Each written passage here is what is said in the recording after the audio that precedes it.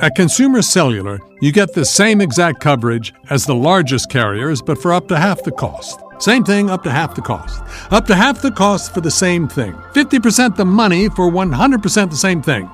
I hope I'm making myself clear. Consumer Cellular. When freedom calls, we're here to answer. Call us at 1-888-FREEDOM. Half the cost savings based on cost of Consumer Cellular single-line 5GB data plan with unlimited talk and text compared to lowest cost single-line postpaid unlimited talk, text, and data plan offered by T-Mobile and Verizon May 2023. I'm your host, Annie Bowles, and this is News du Jour.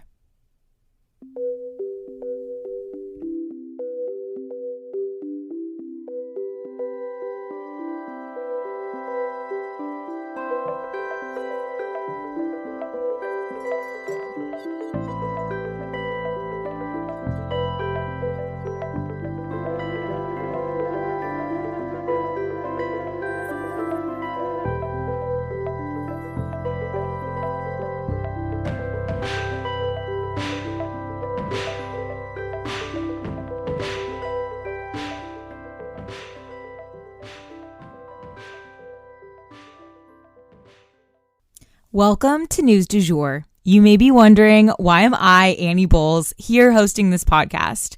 I usually start by telling people I'm a political baby. You see, my parents met working on Capitol Hill. By the time I was 2, I had been in my first political commercial and even got lost crawling around the West Wing.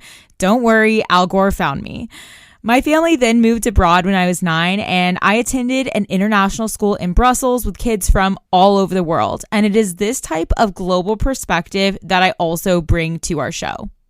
I graduated from American University in DC after studying political science and art history, as well as interning on both sides of Capitol Hill. I even interned down the hall from where my parents met. I'm now pursuing a professional certificate in journalism at NYU in conjunction with Rolling Stone magazine. I guess I was always that friend in the group who cared deeply about not just what was going on politically, but also globally.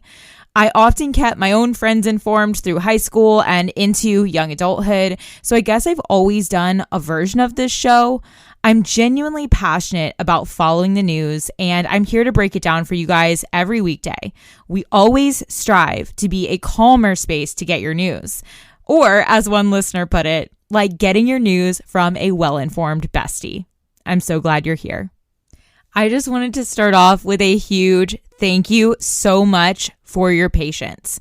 The end of 2023 in terms of this show did not go how I planned for it to go, nor how I wanted it to go.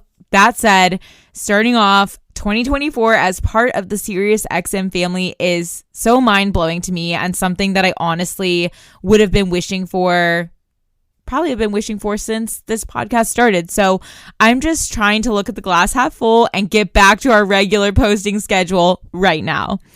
I did do a lot of resting and daydreaming over the break though, and use that time to really reset. So I am rearing to go at this point. Lots to catch you guys up on. Let's dive in. But also I wanted to tell you guys about another little change here. I've been looking for like a name for our audience for quite some time, and you guys know if you follow us on Instagram, but I always say let's dive in. So I was thinking of calling you guys, like our audience who listens daily, as daily divers, because you guys choose to dive into the news every day, and you could choose to keep scrolling on your phone, you could choose to just tune it out, but you're choosing to dive in daily, and I just find that like really admirable. And I was thinking of using the emoji that's like the scuba diving gear as like sort of an insider, like if you know kind of thing. So be on the lookout for that. And you guys, I hope you are my daily divers. I know there's so many of you guys out there who don't miss an episode. And if you do, you go back and listen and catch up. So I just wanted to say you guys are what make our show possible and make everything go. So I just wanted to celebrate you guys with a little name and show you our most sincere appreciation that you show up here every day. So daily divers, let's dive in. Up first, I have 2 mini stories for you guys. And then I have, basically like 5 stories to go over, and some of them are multiple parts. We have a lot of catching up to do, so let's get to it. For our first mini story, Queen Margrethe, hope I'm pronouncing that correctly, the second of Denmark, at 83 years old, has decided to step down in favor of her son. So her son is going to be stepping up as the king. This is very exciting and, honestly, a mental health decision, I would imagine, but good for her. And I hope her retirement is sweet and that she continues to mentor her son through this transition. For our second mini story, I did want to issue a content warning here. This story involves a death that was likely racially motivated. So the paramedics ultimately responsible for Elijah McClain's untimely death were found guilty in the final trial in his case. They were guilty of criminally negligent homicide. If you guys remember, they dosed Elijah with an incredibly large amount of a powerful sedative called ketamine, which was ultimately what killed him. Being dosed with such a massive amount was a pretty crazy mistake for these paramedics to make. It was much more than his body would have needed to subdue him, and ultimately, it killed him. Additionally, they were not very responsive to him as per body camera footage and all this evidence when he was dying and upon arriving at the scene as well. This result provided the family, the community, and our system with a little justice. But unfortunately, nothing we ever do will bring back the beautiful soul that was Elijah McClain.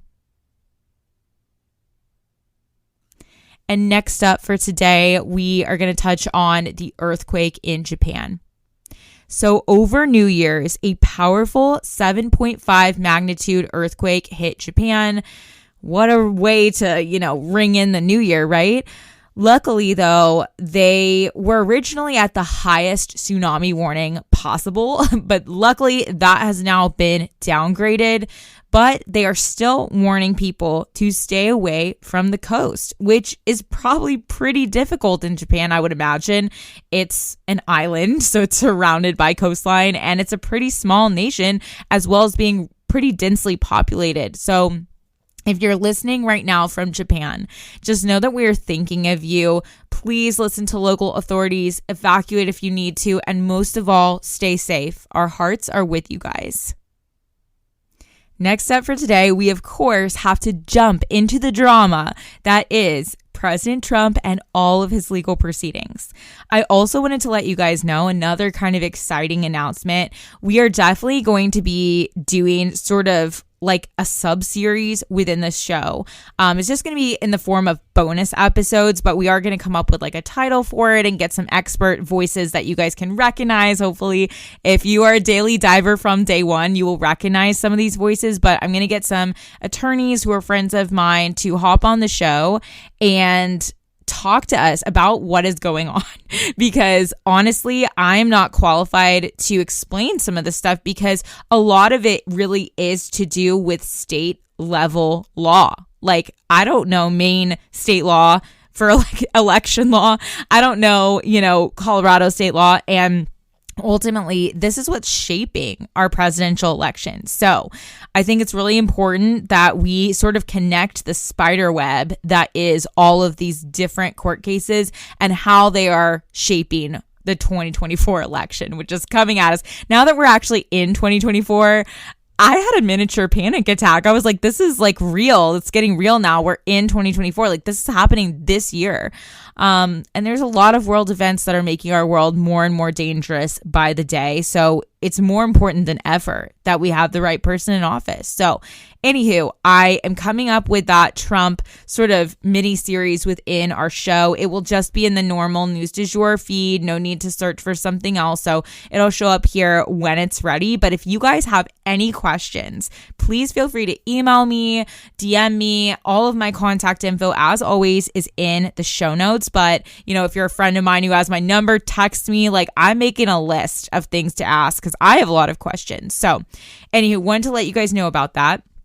But obviously, we have to talk about this. So he was kicked off the ballot in Maine. If you follow us on Instagram, you saw us posting about this, but the Daily Divers will remember Trump was already found ineligible for the Colorado primary ballot. So this makes two different states that have barred the most popular Republican candidate from being on the ballot. This is due to his links to the attack on the U.S. Capitol in an attempt to overthrow the results of the presidential election.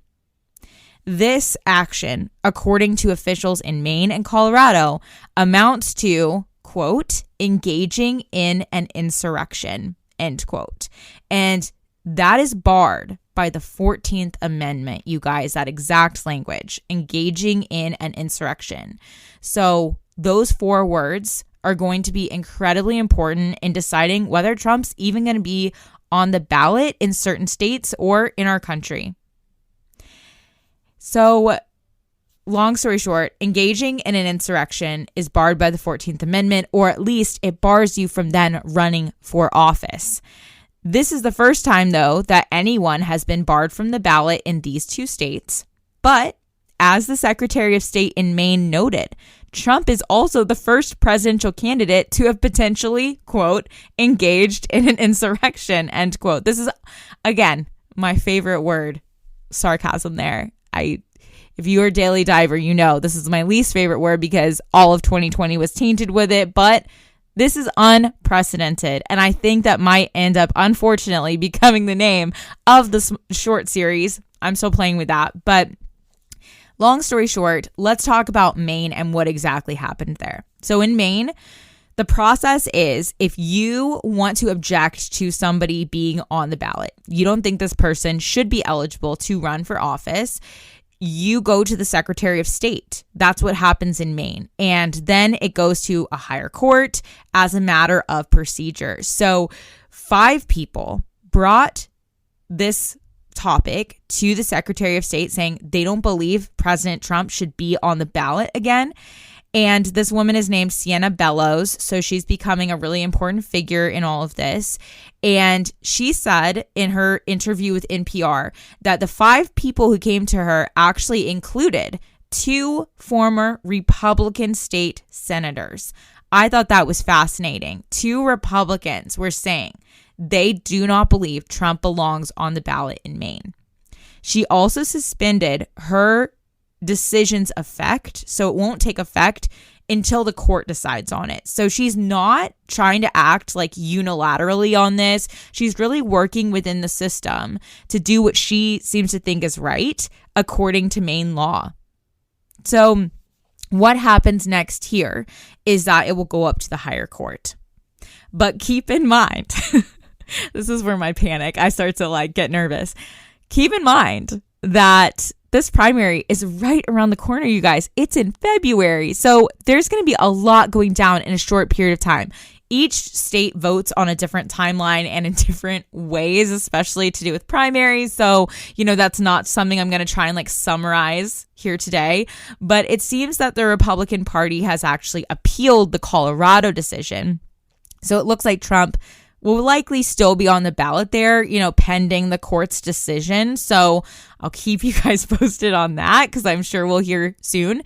In Maine, voters abroad actually get their ballots as soon as January 20th.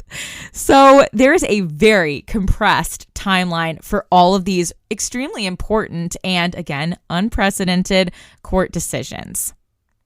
I did want to note for you guys, though, that in this same, period of time, Michigan and California reviewed the situation for themselves, the same exact 14th Amendment consideration, and they decided differently. They actually chose to leave Trump on their primary ballots. So, this is just a really interesting time where we're seeing the legal world and the political world collide.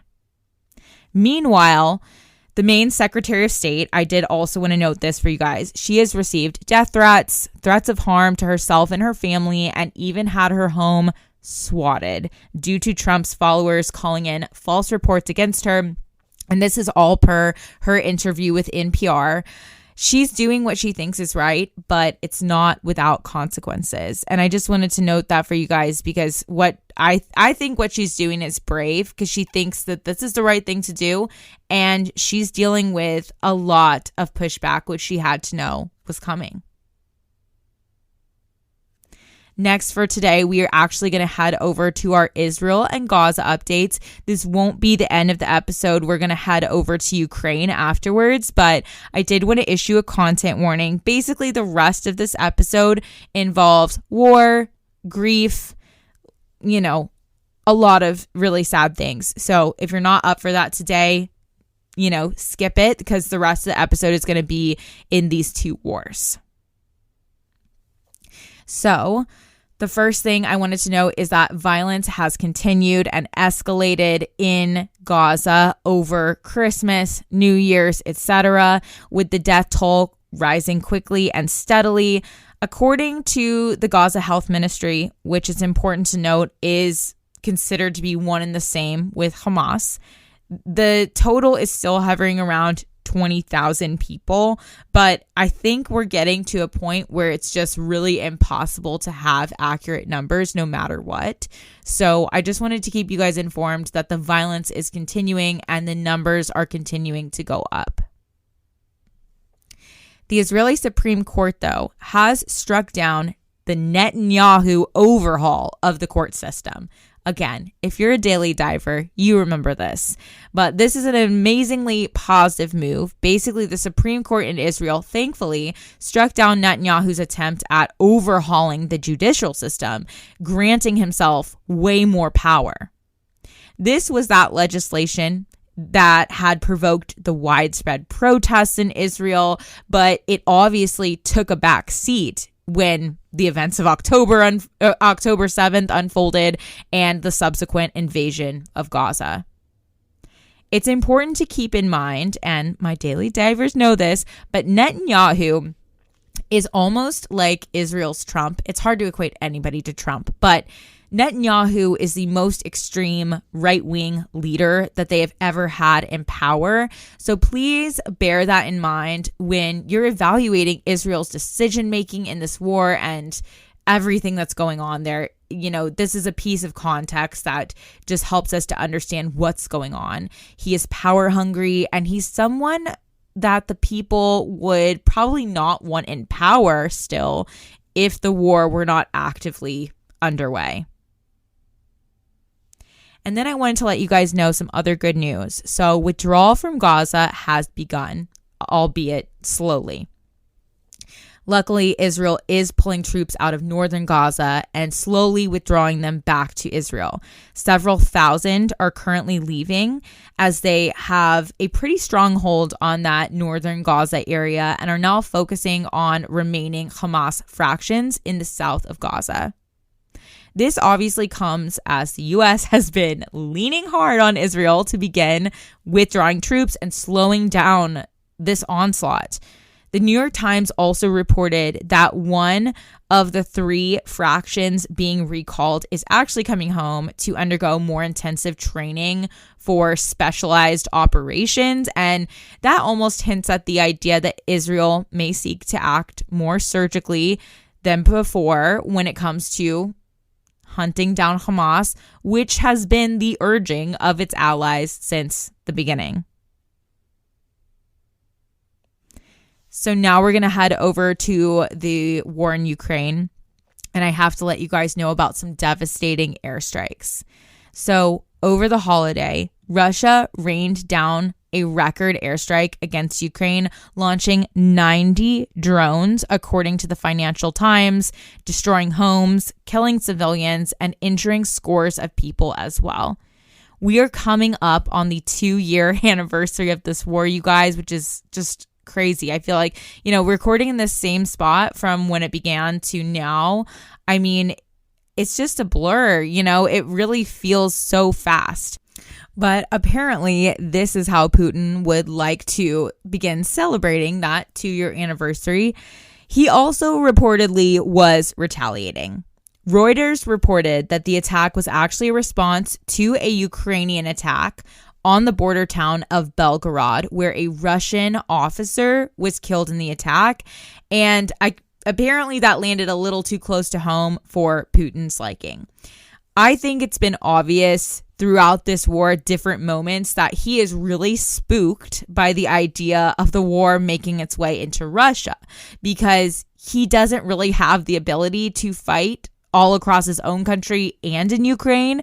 That was made really apparent by that march we saw by that militia group. They just marched up to Moscow and were about to knock on Putin's door. They didn't get any resistance. Additionally, it would raise public outrage against the war effort even further. It's already, extremely unpopular with the Russian people, but imagine if it was actually on their doorsteps. I think, that would be mutiny level outrage potentially. So Putin does not want this war in Russia. And so that attack on the border town, that was a serious offense for him.